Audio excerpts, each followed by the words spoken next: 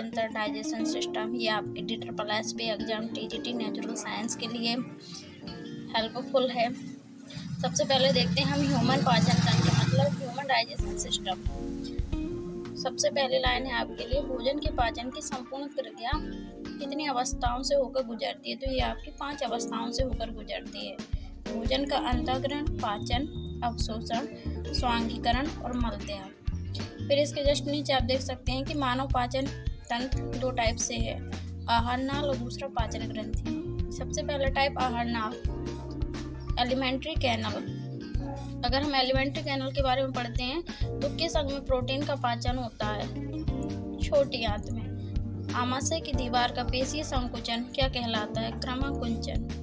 मानव शरीर की किस संरचना में कृमि रूपी परिशेषिका पाई जाती हैं? बड़ी आंत में। Large intestine. पाचन क्रिया के समय आहार नाल में स्टार्च का अंतिम उत्पादन क्या कहलाता है? ग्लूकोज।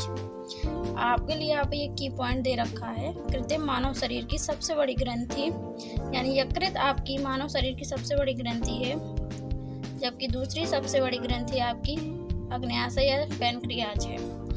ग्रास नली का केंद्रक कहाँ पे स्थित होता है? तो मेडुला ऑब्लंगेटा में। इसके बाद आते हैं हम गलसुआ, जिसको हम गले में पाया जाता है। ये पैरामैक्सियो वायरस द्वारा होने वाली यह बीमारी है, जिससे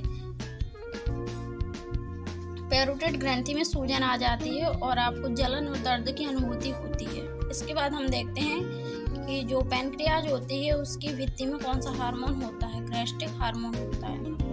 इसके बाद हम आते हैं इंसुलिन हार्मोन के स्रावन पे। इंसुलिन हार्मोन का स्राव अग्न्याशय में स्थित लैंगरहैंस दीपिकाओं की बीटा कोशिकाओं द्वारा होता है।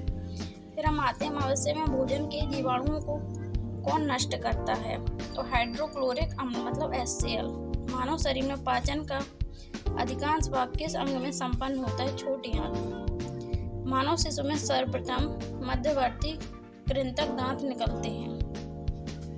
ओके, इसके बाद आप देख सकते हैं पाचन तंत्र ह्यूमन का।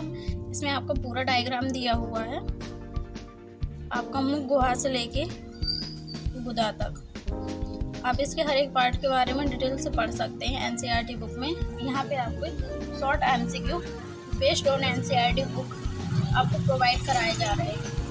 उसके बाद हम आते हैं आपके अग्न्याशय में किस पदार्थ का पाचन नहीं हो सकता? तो हम बोल सकते हैं कार्बोहाइड्रेट का, क्योंकि कार्बोहाइड्रेट का पाचन स्टार्ट हो जाता है ह्यूमन माउथ से।